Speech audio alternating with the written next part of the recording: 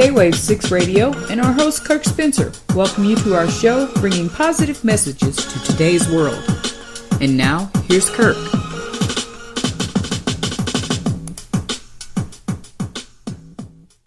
Hello and welcome to K-Wave 6 Radio. Today my guest is a very, very gregarious person, but he is an author, so I would say more than likely that is the makeup of an author. A writer is to be gregarious, at least in thought and on paper. Where he has two books, and we're going to discuss one book. I'm doing this a little differently because this man is so much fun to talk with. I just figured let's talk about one book per show. He is also living in a foreign land. Well, foreign if you're not in his land anyway. But he was born in the United States and grew up there and completed college there. And went to visit some family, decided, I'll move here. And so he went back, finished college, and went to his new home country and has been there ever since. The book that we're going to talk about today, his first book, is kind of telling us a little bit from his experience. You know, you have to make some sort of reality in there somehow. From his time, I'm going to let him explain that one. But I'm going to read the publisher's summary of the book. Yossi Abulafia, an Israeli policeman, is on reserve army duty and is photographing antelopes instead of watching the border. His post collapses suddenly, injuring him seriously. After recovering, he discovers that during the collapse he has unwittingly taken pictures of what appears to be a murder on the other side of the border. As part of his duties, he meets with the Palestinian delegation and discovers a connection to the shooter in Amsterdam and to the murder in Jordan. A series of incidents, shootings, and diplomatic activity eventually leads to the unexpected solving of the crimes. So welcome to K-Wave 6 Radio, Richard Steinitz. Good morning, Kirk, and thank you for having me. Well, it was my pleasure, and like I said, after just doing our off-air talks, let's not talk about two books at one time. Let's talk about one at a time because you're such a fun person to talk with. So tell us... Pardon me? I'm blushing already. Okay. It's good this is radio, not television, right? Yeah, I don't particularly like television, even though I used to work in it a lot, but that's another story for another time. I was always behind the scenes, but putting me on a camera was not one of those fun things for me. I don't know. Anyhow, so first, let's start with what we were talking about before, which was how you ended up in Israel. All right.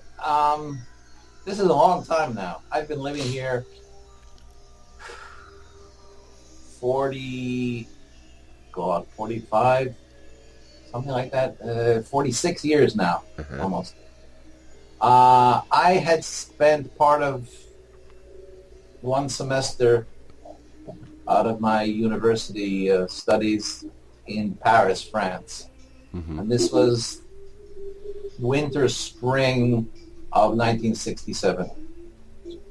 And I had planned to come and visit relatives here in Israel at the end of that semester, doing a trip through Europe to get there. And then the Six-Day War of 1967 broke out. So I changed my plans a little bit. Took a train from Paris to Istanbul, a DC-3 from Istanbul to Israel, and arrived here in July of 1967, about a month and a half after the war. Mm-hmm. Spent 3 weeks traveling around the country, visiting relatives, seeing the sights, learning a little bit about it. I really knew nothing about this place. And then went back to university for another year. Decided I didn't really like what I was doing. Needed a change, wanted to try life in a different way, and came back here. And 2 months after I was 2 months after having arrived here, end of 68, I made a sort of fateful decision that if I had any intentions of staying and living in Israel, at some time or other, given my young age at the time, I was just 22, I would have to do army service at one time or another. And figuring earlier is better than later because then your life gets disrupted, I joined up January of 1969, spent 15 months in the Army, came out, and started my life. Only so that's 15 why months? It was a short, because I was a new immigrant and not really under requirements to do the Army service. It was a shortened service. At that time, Army service was 2.5 years, and people that did the program with me were doing only 15 months. Huh. But don't worry about it. I made up for it later. Yeah. Oh boy, did I make up for it later. Anyhow, so I just started life. I went to work. I eventually had a family here. Took quite a number of years until I met my wife and had kids and all this sort of stuff. But like everybody else in this country, I was always doing reserve Army service. I do it once a year, twice a year, depending on the security situation, how bad things are, how good things are. And I was lucky enough to do service one time at a tiny little outpost, which was just opposite the Triangle border. The Triangle border is where Jordan, Syria, and Israel meet.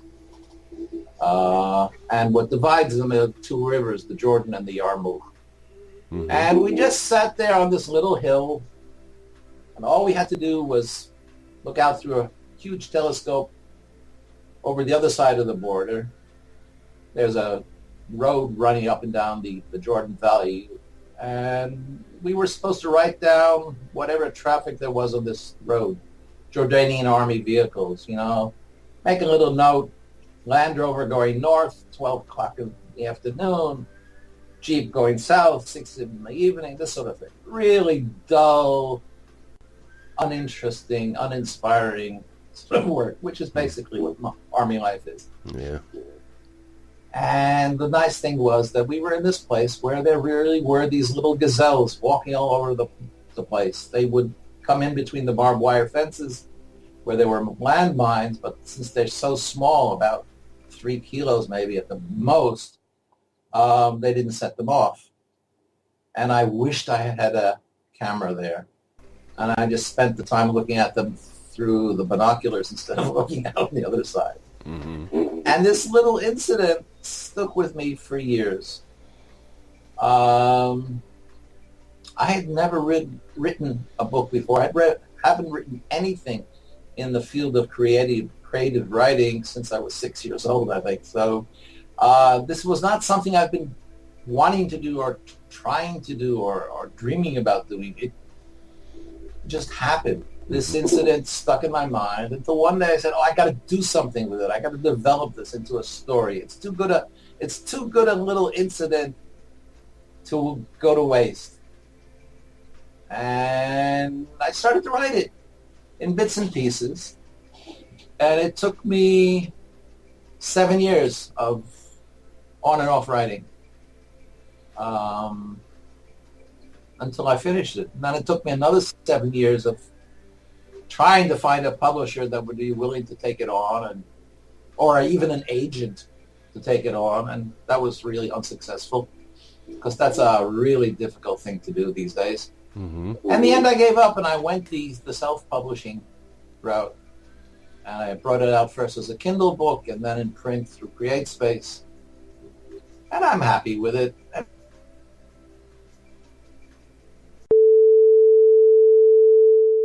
Please stay tuned. We're suffering technical difficulties, but we'll be right back. Okay, so I had just published my first book. I enjoyed the writing. getting people to buy the book or even just to know about it is a real long and hard journey. There are people that succeed in self-publishing and selling lots of books, but I think they spend 22 hours a day doing the promotion and sleep 2 hours.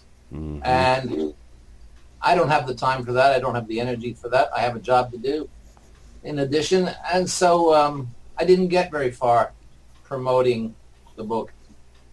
And I was lucky enough, I think, to hook up with a small publisher in the U.S., in North Carolina. And hopefully they have taken me on both for the first book and for my second book, which we will talk about later. Mm-hmm. In any case, the book is a mystery. Regular police, detective, whodunit, solve the mystery type of book.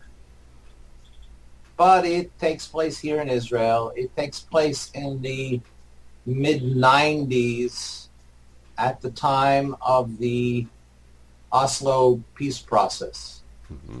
And we won't go into whether it was a good or a bad idea because the jury's still out on that. Yeah. But that's the background. So our hero, Yossi, ends up working for the Prime Minister's office and taking part in the negotiations. And he uses his position there to find out about the murder that he thinks took place across the border. In one of the blurbs I wrote about the book, I said something about every policeman wants to solve his crimes or something like that, but how do you solve a murder that takes place in a country you cannot visit? Okay. Somebody would say, why bother? What do you care about it? But again, that goes against the detective's instincts, the policeman's instinct. I think any policeman seeing a crime or knowing about a crime anywhere will want to try and solve it. Doesn't matter where it is. You know, it's his country, somebody else's country. It's an instinct. In one way of putting it, an occupational hazard. Yeah. Yes, very much so. And it's funny you should say that because that comes up very much in the storyline. It is a hazard. It costs him. He gets injured several times.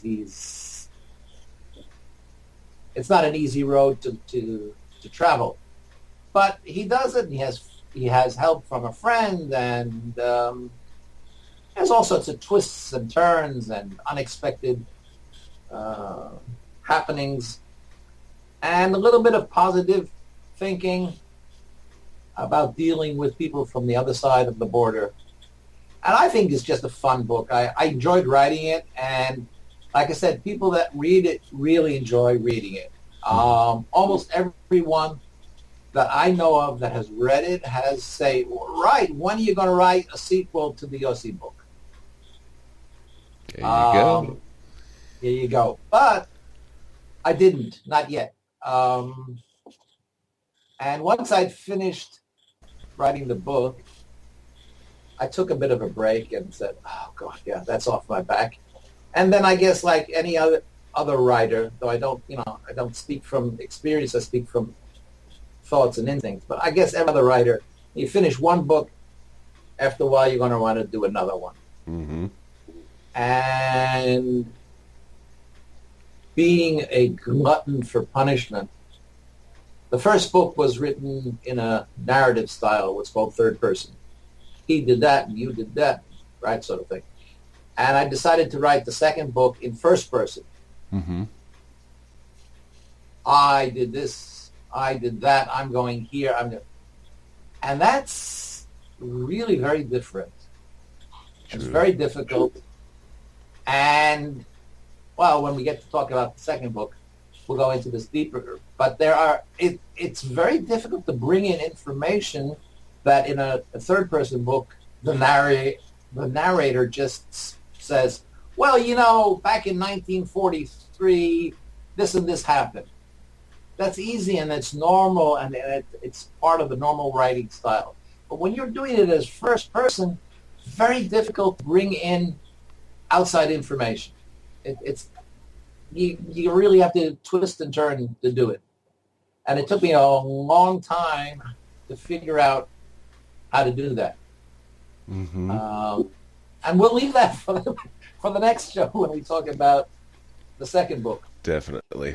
With that, we're going to take our first break. So hold your thought there for a moment there, Richard. And everyone, I hope you're going to stay with us because Richard is really going to start pouring it on in just a moment. So stay tuned and we'll be right back.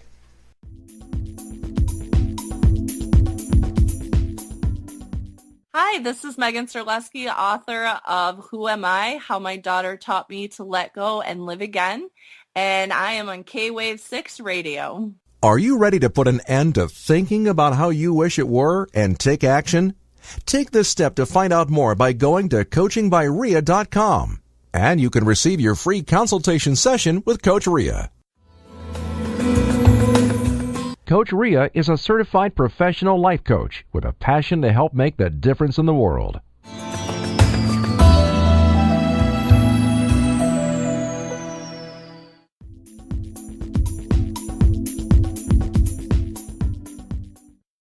Hello and welcome back.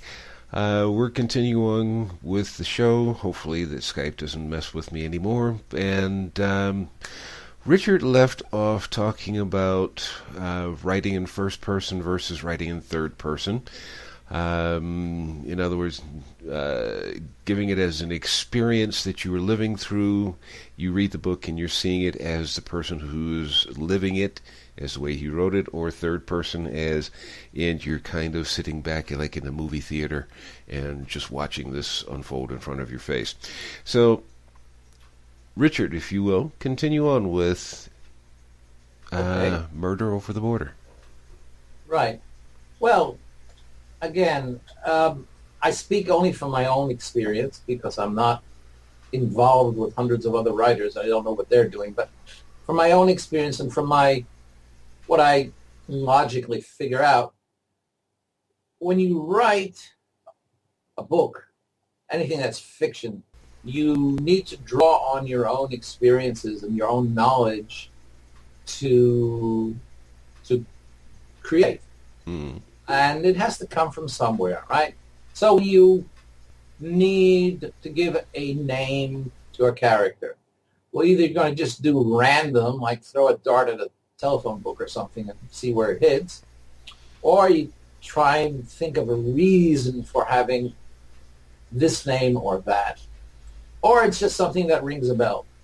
I wanted to have my hero, my main character, I wanted him to be of more Middle Eastern origin rather than Western/European origin, just for character's sake.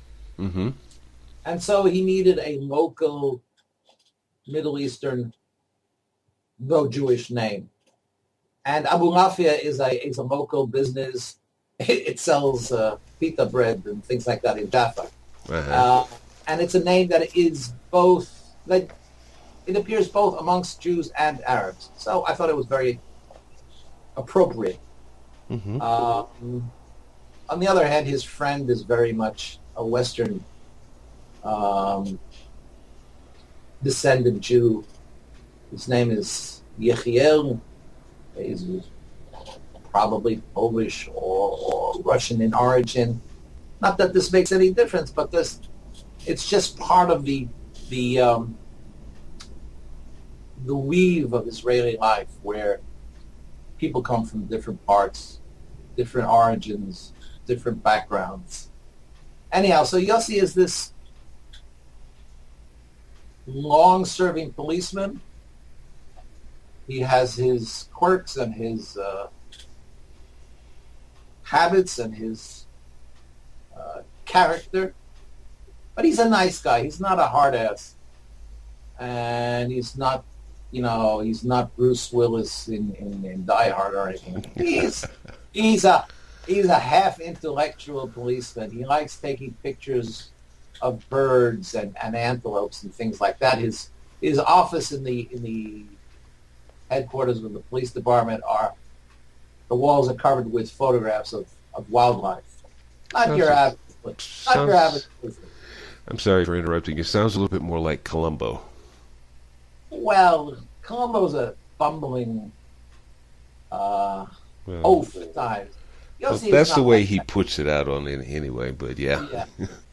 No, but Yossi's he's not an intellectual. He doesn't have a university degree or anything like that. Uh-huh. But he's a thinker, and he's calm, and he's a nice guy until he meets the wrong people. But he's not a rough and tough type of policeman. Yeah. Not sliding through with guns blaring and all that kind of thing. No, not really. Yeah. Not at all. And so he goes through his the experience. This case becomes his life because something he wants to solve, something he can't solve because he can't get at the people that are involved because they're in Jordan and he's in Israel. And it drives him, well, not crazy, but it annoys him. And then when he gets to work at the Prime Minister's office, he takes advantage of his connections there. At the beginning, very much on the sly. Doesn't tell his boss or his friends about it. He does it all behind the scenes, using his connections to get information and find out about things. Along the way, especially from that fall at the beginning where he takes the original pictures, and then a second time when he gets to Amsterdam to a conference, he gets shot up. And in the end, he's a bit of a wreck. He can't walk properly. He's really handicapped now. And therefore, he can't continue being a policeman. Certainly not on active duty. And which is why he ends up in the Prime Minister's office. And there's a part, I don't know if you're supposed to like what you write as an author, but it's like, it's like a parent. Do you like your children? I guess you have to. Sure. Or you should. Once again, internet problems. Can't blame this all on Skype this time around. So anyway, we're going to let Richard continue on from where he left off. So Richard, back to you. Okay. And there's this one little scene which I particularly like. Yossi is recovering from getting shot while he's in Amsterdam. And he's been shut up. I mean, he's not in great shape. And he's been discharged from the police force because he's never going to be able to walk properly again. And he goes to work for his friend in the Prime Minister's office. And the first thing this guy tells him, all right, you're coming to work for me, but A, you're useless at the minute, so you have to get back into shape. You have to walk and walk and walk until you can walk properly again. You're always going to have a limp, but you've got to get back into shape. And B, because of the nature of the work, you need to be able to use your service pistol. And if you're limping around on a cane or in crutches, it's really not easy to shoot. So he goes off to the pistol range and tries to shoot in his current state because he's got a cane or a crutch on one arm and he's trying to shoot with the other arm, and that doesn't work. It's really impossible to do. He goes all sorts of contortions, found a way of doing this. And in the end, he gets his driver to bring a bar stool. And if leaning on the bar stool, well, then he can shoot properly with two hands. Like he has to stand by himself without a bar stool or anything else to lean on. Then he needs one arm, one hand for the crutch, and one arm for the pistol. And that makes for really lousy shooting, despite everything you see in the movie. You need to have two hands to shoot properly with a pistol. Yeah. Even two-handed, it's hard. And, it's difficult. The bullets go all over the place, nowhere near the target when he's doing it with one hand. Let me ask you quickly, Richard, if you don't mind me interrupting here. No, that's why we... Okay. Was Yossi firing a revolver or a semi-automatic? Well, I don't make any mention of it in the book. It's not really relevant, so I didn't go into it. But it would be a pistol, not a revolver, a pistol, any automatic thing. Okay. Revolvers are, what can I say? Revolvers are pretty much a thing of the past. Yeah. They, amongst other problems, they usually only have 6 bullets. Mm-hmm. 5 if you're sensible and you keep the one before the firing chamber empty so that you don't shoot yourself by mistake, or some other place. Yeah. And modern pistols have 9 magazines with 9, sometimes 13 bullets in them, which makes more sense if you're going to use these things. Yeah. Well, actually, in the United States, a semi-automatic pistol will carry 10 for civilians, 15 for police and military. No, the reason why I was asking is because I fired both. I used carry when I was living in the States, and using a revolver, yeah, it can be, depending on what caliber you're using, it can be a mess to fire, as you're talking about, with one hand. But a semi-automatic, because of that slide, it definitely throws you all over the place. Sure. Yeah, it's got recoil. Yeah. On the other hand, using one hand on a decent sized revolver would be really difficult. I mean, all these Wild West shows, it's all rubbish. Yeah. Nobody can shoot that way, or not that accurately. Yeah, it's crazy. Exactly, especially there to about 45 stuff. Oh God, yeah. I mean, people don't know what they're talking about. I'll tell you something. You just put me into a spot that I really like. I hate when people write books or write in books rubbish, stuff that just isn't true, that is wrong, that is false. Drives me up the wall. Yeah. Somebody's shooting at 45 with one hand tied behind his back and hitting bullseye. It's crap. This isn't real art. Yeah. And it takes 2 hands to do it properly. Yeah. I shot with a old revolver I had at one time. I went to a range, and with 2 hands I could do a fairly decent job. With one hand, I didn't even try. It's just dumb. Yeah. And I don't like dumb. No. I've tried shooting with one hand, and trust me, even now, let's put it this way, with 2 hands, whenever I had to qualify, I always got a 100%. That doesn't mean I was a marksman with a pistol. I am with a rifle, but not with a pistol. And but I never fall outside of the target. But to try it with one hand, it was, okay, the first round hit the target, second round, depending on how fast I had to shoot it, I was not going to get 100%, no matter which you looked at it. And after a while, which neither one of us talked about at this point, was that holding a pistol, whether it's a revolver or a semi-automatic, with the recoil, and if you're as you're saying, with any decent caliber size, it's going to be very tiring on your wrist. Oh God, yes.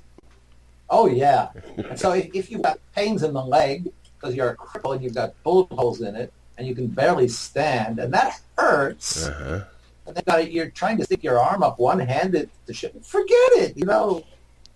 It's just not right. Yeah. And anyhow, so that was one little scene I enjoyed because I always liked the line he says, tells his driver to get him a bar stool, and he says, okay, fine, you can use the bar stool to shoot now, but I'm not going to carry one around all the time just in case you have to shoot somebody. So. Yeah. Hold on. on, I need my bar stool, then we can have a pistol fight. Yeah. Yeah, that's what. So yeah, I like a little bit of humor, even if it's a serious book. Yeah. It's a semi-serious book. You know? Yeah, well, That always has to be a little. life doesn't exist without some sort of humor in it somewhere. Yeah, we talked about this before, didn't we? The old Reader's Digest line, laughter is the best medicine. Yeah. Mm-hmm. Yeah. I always say, if you can't, you gotta laugh wherever you can. Oh, yeah. Well, if you can find humor somewhere in life, it makes the day go quicker and much more enjoyable. Oh, yeah. Anyhow, so, I mean, this is part of the Yossi story, and I don't want to give away the whole book, because then nobody's going to buy it, are they? There's the what's the stuff whole that point comes of in between. Anyhow, what else can we talk about the book? The book, again, Well, it's 240 pages long. I think you can come up with something. Yeah. You draw on life and experience and personal knowledge to write a book.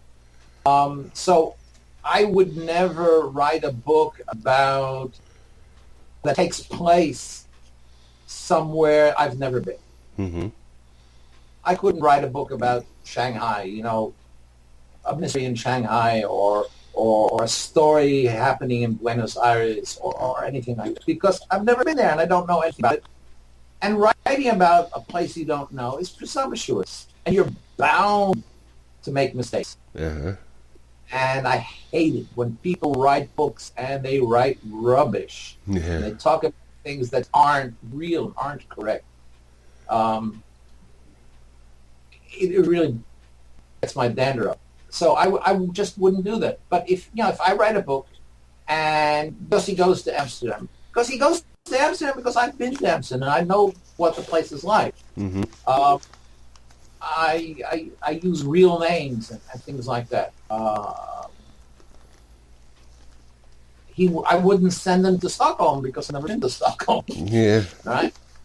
And he comes back and he works in Jerusalem. I know Jerusalem very well. I lived there for many years. And I know the country where he travels around and the roads he takes and things like this. Again, because I know them. I wouldn't write about places I don't know. That makes sense. Well, unless you're writing a fiction book, totally fiction, then you can make up the place and make it your own. Yeah, well, that's already going into fantasy. Almost. Yeah. And that's not me. But one of the fun parts about writing a book, you don't write a book. You don't sit down and say, okay, I'm going to write the book, and 10 days later get up and it's done. It's a long, difficult process, and you don't know everything. I like I said, I like to use places I know and things I know, but I don't know everything, and so I spend a lot of time doing research. Thank God for internet and Google. Right? You don't have to but I break spend nothing. a lot of time doing that, finding out things and putting them correct. If a street, if I want to give a house a street number, just a strange example. If I say the house number is house number 40 of this street, I go and I look on the map in Google to see if that street actually goes up to 48 and doesn't end on 36. Yeah. Why not make the effort and get it right? Uh-huh. It's just pet peeves, I guess. Yeah. But I do that, and it's fun. I enjoy the research part. I probably enjoy it more than the writing, because the writing is hard work. I'm basically a lazy bugger. And if I could finish a book in a week instead of 5 years, I would love that. It's hard, and it's a slog, and you really have to work hard at it. Yeah. It's not easy work. Yeah, and if you're a grammar guy, you're sitting up here checking on your stuff all the time. Is that the right tension? I'm blessed in that I have a brother who is an extremely good and ferocious proofreader.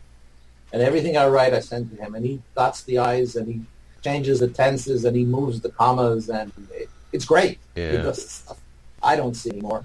And he does that for me for free. Yeah, So I hear what you. a we're going to take another break here real quick, and we're going to come back with Richard Steinitz, the author of today's interview, Murder Over the Border. So stay tuned, and we'll be right back.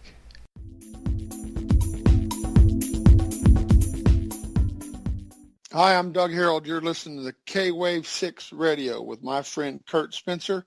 I'm with Time and Eternity, timeandeternity.net. I'm really glad you're listening to the K-Wave 6 Radio. Hi, this is Pat Kammer, author of Love's Voice Changes You, Book 1.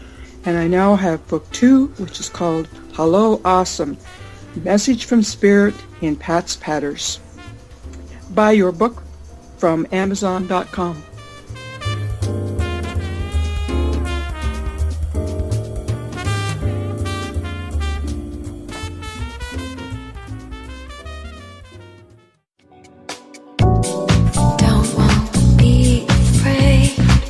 Do you need a website or a webmaster for your business or hobby? A wordsmith for a research project or for a script, an article, or even a language translator?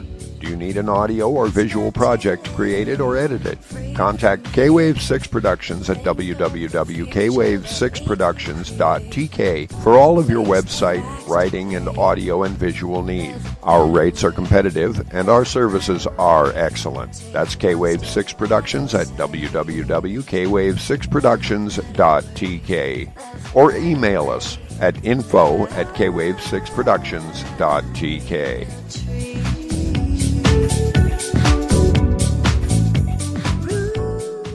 Aloha from Maui, Hawaii. This is Carrie Gray of My Green Insurance at mygreeninsurance.com.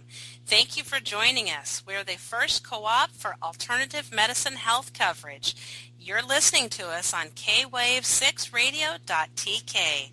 Aloha!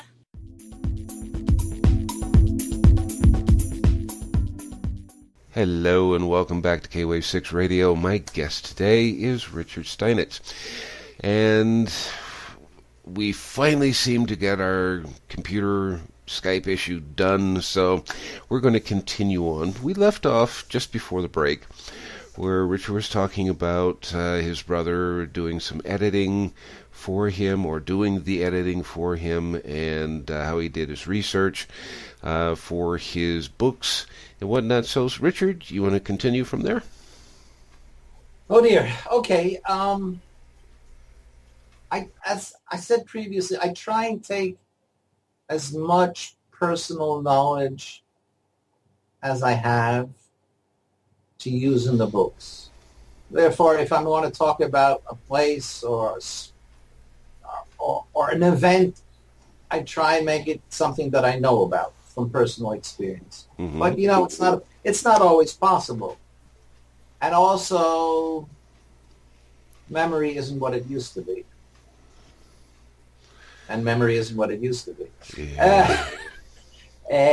So I'll give you an example. In the first book, Murder Over the Border, there's a section where I send our hero, the detective, and his friend, the security service agent that's fooling around with him, and they go off looking for a place to hide somebody and interrogate them gently and unofficially. And I remembered a place that was perfect, an old police station, an abandoned mandatory police station, which I had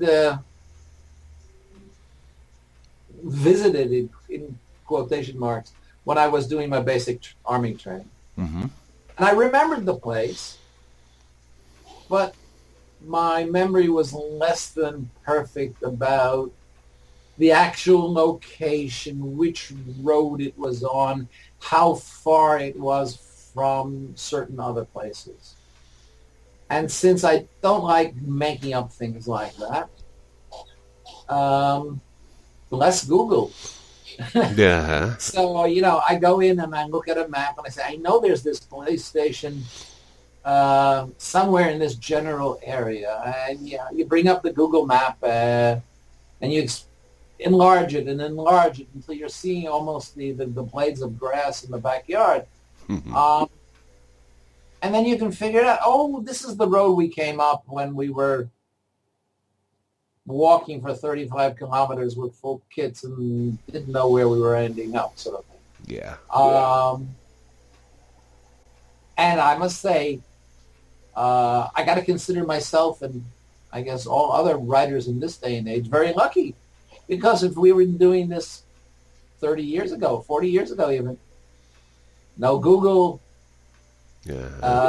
boy, would the research have been really, really difficult. You have to go to a library and find an encyclopedia and a book of maps, an atlas, and a history book, and military history, and God knows what else. And nowadays, bless them all, I mean, you can do it in 5 minutes. Yeah. It's really wonderful. Makes someone, an author's life so much easier. Oh, yeah. If he wants to be accurate, yeah. Uh-huh. Indeed.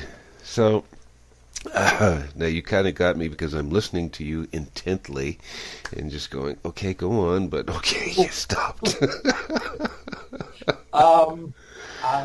Let me think of another example.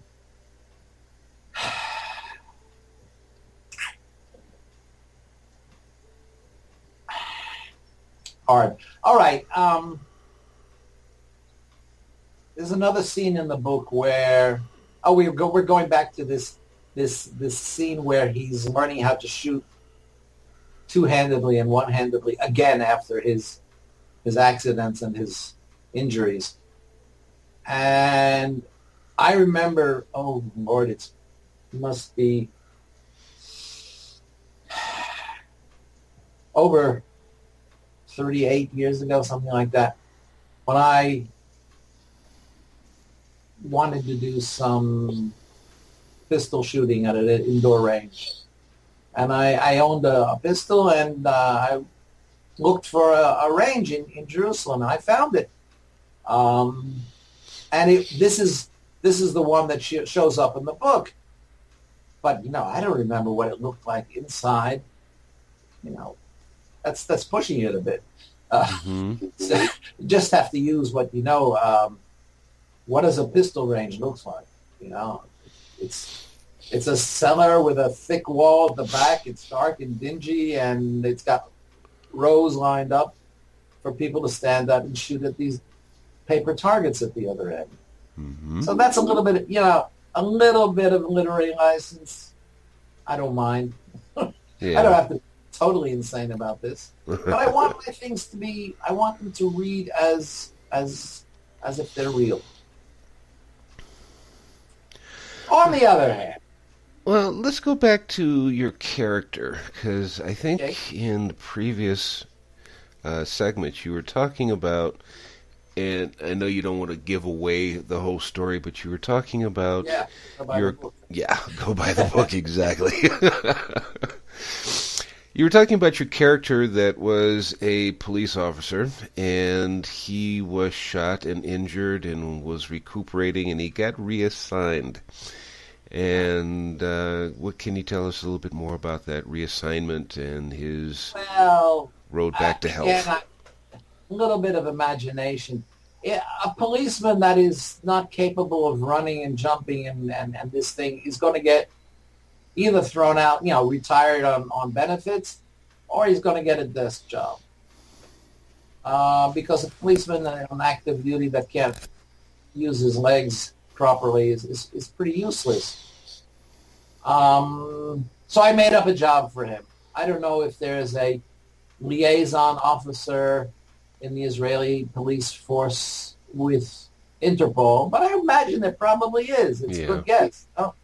I think every Western police force, and probably Eastern too, has somebody that is in charge of liaison with Interpol, because, the bad guys are international these days as well as the good guys. So I made him the Interpol liaison. It was more of a sinecure, a perk rather than a real job. I mean, from being a guy that was on duty all day long and ready for everything. And now he's got this desk job and he doesn't know what to do with it. He's lazy. He's bored. Mm-hmm. And he's also a technophobe. He doesn't know what a fax machine is. He doesn't know how to do these things. He doesn't know how to use a phone with more than one line on it. Get me this line or get me that. Cell phones were just coming into use in those days. He has no idea what a cell phone is.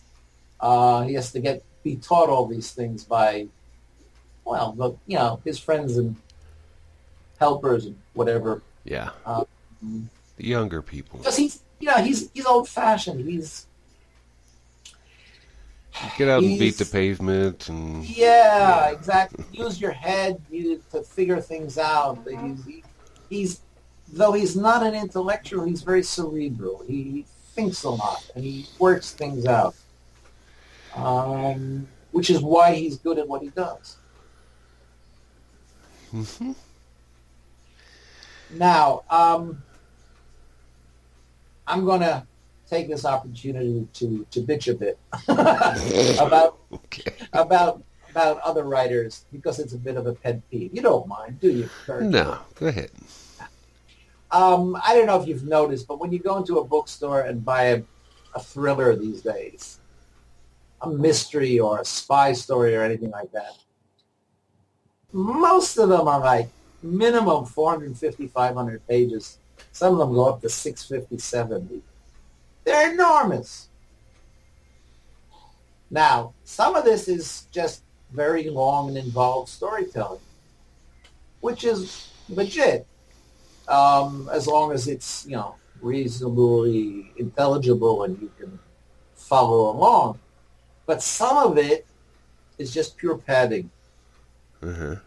And that's because, I don't have a complete answer for this, but I have the feeling that on one hand, the publishers like bigger books because they can charge more for them. And on the other hand, I think the public has sort of accepted their what the publisher is telling them, and that we want bigger books. Mm-hmm. We want more value for money. Again, if it's legitimate, if you're writing just very, very long and involved stories that take up hundreds and hundreds of it, fine. I'll go along with it. I'll read it. Usually I'll deal with it all right. But sometimes it's just pure padding. Yeah. That really ticks me off. And I'll give you my favorite example. The author is dead, so he won't come after me anymore. Tom Clancy. Tom Clancy started out writing really great books. Hunt for Red October was one of the best ever. But he got into this rut, or the publisher wanted them to produce more books and more books and bigger books or whatever. And I don't know. As he went on, I enjoyed the books less. But the point here is that a lot of what is in them is totally superfluous. Mm-hmm. I'll give you an example. One of the books, and I don't remember the name of it, there's an incident where a bunch of Arab terrorists have found an atomic bomb on the Golan Heights, and they take it to Denver, Colorado to explode it. So exploded at a football game. That's the story. I'm sure anybody that knows Tom Clancy's books will recognize. I don't remember the name, and it's not important. The point is that there's a certain point in the book where he spends at least 10 pages of detailed writing explaining the workings of the atomic bomb. The neutrons are coming here, and they're going to hit the core, and this is going to... Who cares? I want to know how to build an atomic bomb. There are textbooks there. Yeah. What does this have to do with the story? It's totally superfluous. It doesn't belong there. And it's just there to pad the book, to make it another 10 pages longer.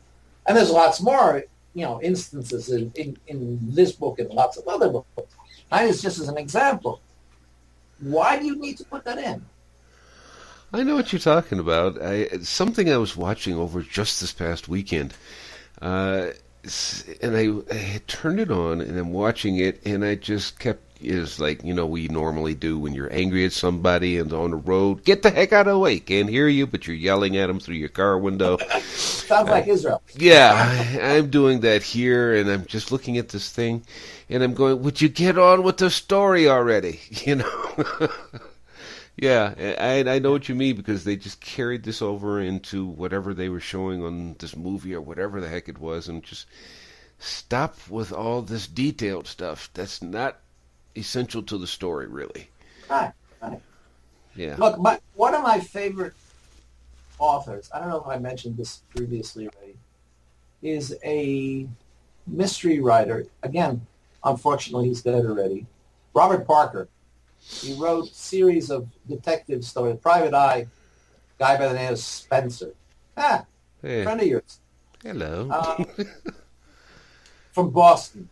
No, not from Boston. And what makes them so special in my mind, a normal novel, any sort of book, fiction, if it's less than 250, 270 pages, it's not a book. Nobody's going to look, right? Yeah. His books were about 130, 140, 150 pages. Mm-hmm. Sparse. There is not a single superfluous excess word in the book. There's no padding. There's no, overly elaborate descriptive text. The blossoms are not blooming and the birds aren't chirping. There's a story to be told. Yeah. It's a great story, and he tells it clean. And you know what? I enjoy 130 pages of a book of his as much as, if not more than, 350 pages of somebody else's thriller who is basically just full of superfluous junk. Yeah. Hemingway was like that. Hemingway's books are not long, and they're not elaborate. They're very clean. They're very concise. Beautiful language, beautiful text, but there's no junk there. Yeah. Yeah. Well, I'm not one who likes to read too much into novels, and the older I agree. Enjoy it for what it is. Yeah. But one of the last novels that I read that I really enjoyed, and you're going to probably fall over in your chair when I tell you how many pages was in it. But this author is also passed. But what the heck? This book was the complete book. The complete works was a little over 1,000 pages. Oh dear! And it was a hardback book. There was no soft cover on that one. But I thoroughly enjoyed it. Well, what it was it was from Douglas Adams, and it was his BBC series. Oh, good grief! I'm seeing the picture of the movie, the cover, and I can't think of the name of it. Hitchhiker's Guide to the Galaxy. There you go. Right. And I think it started out as a radio program, then it went to TV, and then it went to movie. Well, I went about it backwards. Actually not backwards. I heard some of the stuff on radio. This is one of those few times you could actually get British radio over in the States. And I liked the show that way, but I didn't hear it from beginning to end. This thing ran for, I think it was years. And when it finally came out as a movie, I went to see it. Great movie. But I knew it was too short. So I essentially just went to the store and found the book. And from what they said on the cover and whatnot, it's supposed to be the complete works of the whole show, of all the shows. So just put it into historic form. There's 5 books in the series. Yeah. And I thoroughly enjoyed that. But then again, see, I like stuff like that where it is definitely, I can get lost in a book, and that's why I like to read them, is because if the author's writing something very well, I can picture, I would imagine, once I get into your books more, I will start picturing myself in that, if you know what I mean. Well, if you do, then I've done my job well, because that's the whole point, isn't it? Yeah, exactly. Oh, I just ran over a little time. We're going to take a short break, and we're going to come back and let Richard finish up with the show, and he'll give you a little bit of an introduction to his next interview, which is about Kaplan's Quest. So stay tuned, and we'll be right back.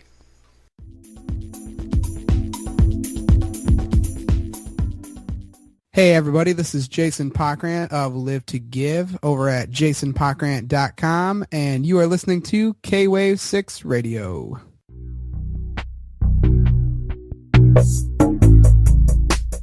Hi, this is Amy Young of JSJ Phone. We are providers of junior iPhone, iPad, iPod, also Samsung, Sony, Nokia parts and accessories at very good quality and low prices.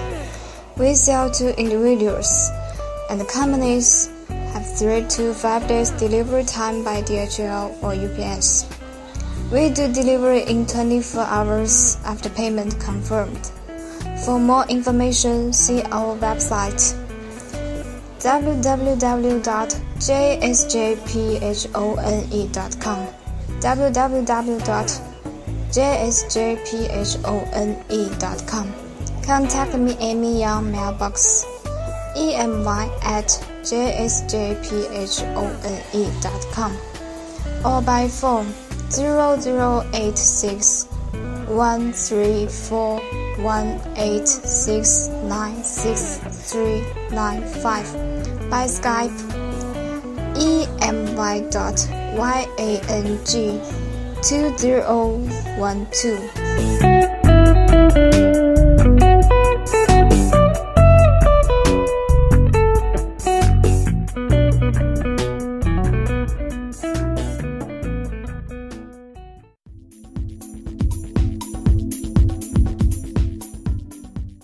Hi, and welcome back to K-Wave 6 Radio. Again, my guest is Richard Steinitz, the author of Murder Over the Border, and he's going to tell us, we're going to wrap up this book, and then he's going to tell us a little bit about Kaplan's Quest, which will be for the next interview. So, Richard, your closing remarks. Closing remarks. Well, there's no big hurry, so I mean... No big hurry.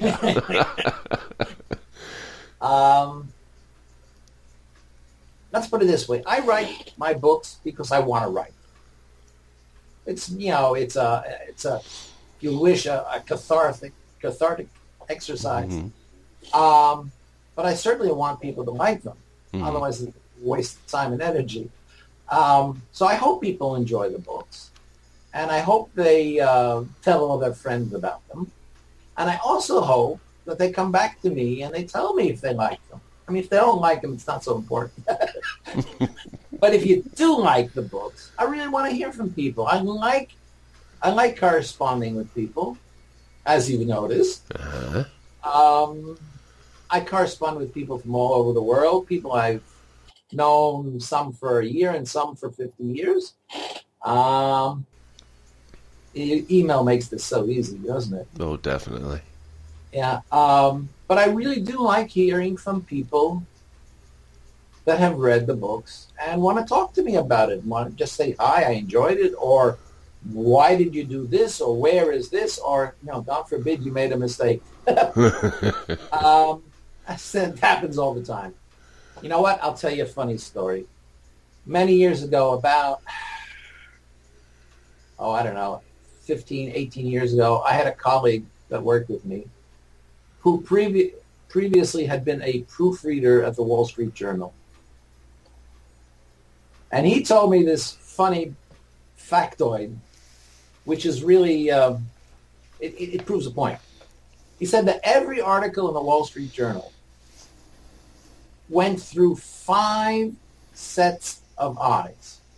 The writer, the editor, copy editor, proofreader, and there was one more who I can never remember. But 5 different people went over each and every article that was printed in that newspaper.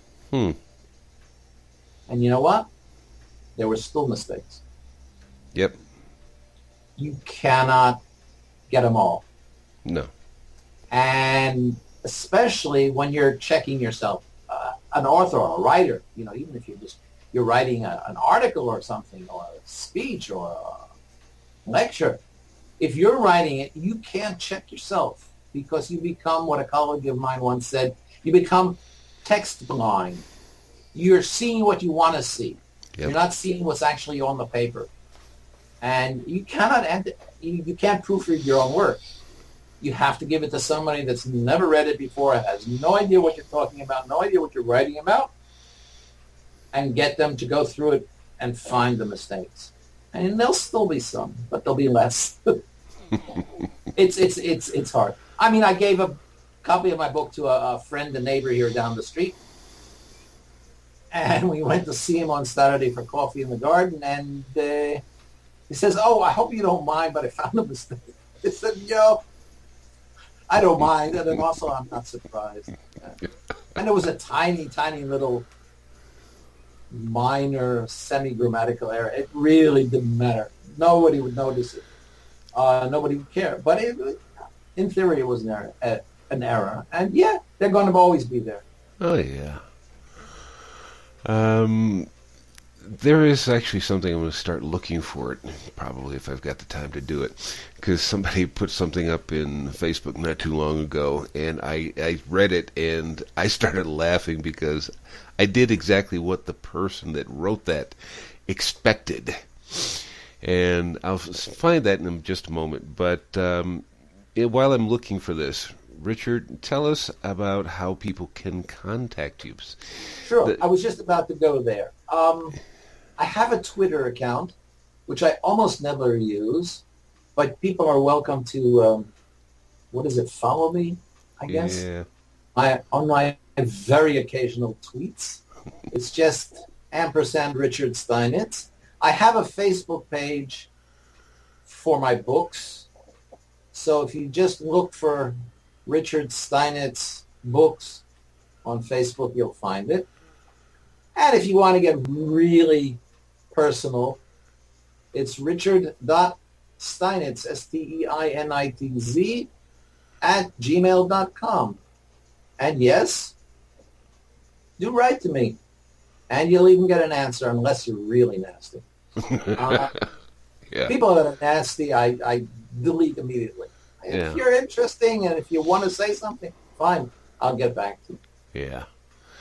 And I'll tell you the funniest bit about this business, and then we can hang up. Through the publicity for my first book, For Murder Over the Border, 2 girlfriends from when I was at university got in touch with me. It's got to be the funniest thing. I mean, I haven't seen these women since 1960, 64, 65, something like that. And they just found me and they contacted me, which I thought was really cool. I enjoyed that.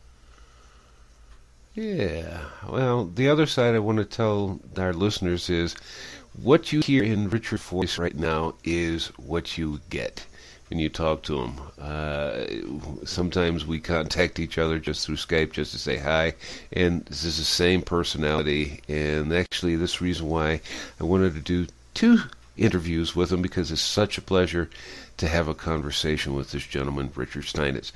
So, Thank you, sir. I've enjoyed myself immensely, and I look forward to the next time. I really do. Yeah.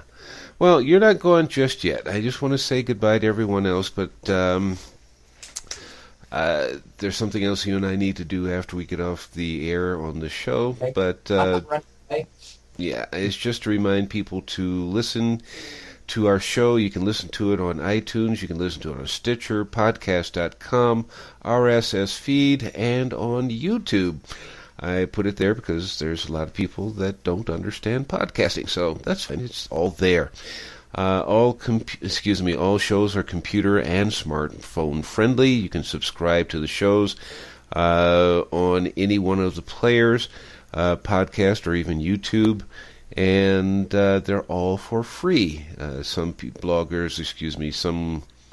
podcasters actually like to charge for their shows, but my shows are free. You can also follow the blog on kwave6radio.tk, and also ask that all of our listeners support our advertisers. If you didn't get to hear our advertisers' commercials here on the station, or you didn't hear one in particular, you can always go to our website, kwave6radio.tk, and just click on the navigation menu for advertisers, and the link is built right into the page, so click on their link and it'll take you straight to their website. If you have questions and or comments or suggestions for our show, by all means do send us an email at info@kwave6radio.tk. That's info@kwave6, the number 6, radio.tk. And Richard, I want to say definitely a thank you for being here, part of the show. And thank you for having me. Yeah, and we'll look forward to having you come back again. I do too. It's been fun. Yeah, so any final words? Go out and buy my books. Yeah. It's been fun, Kurt. Definitely. We're doing something right. All righty. You take care, and we'll be well. And everyone, thank you for being part of our show, and we'll talk to you again soon. Be well. Thank you for being part of our audience. For more information about K-Wave 6 Radio and the services we offer, go to www.kwave6radio.tk. Have a wonderful day.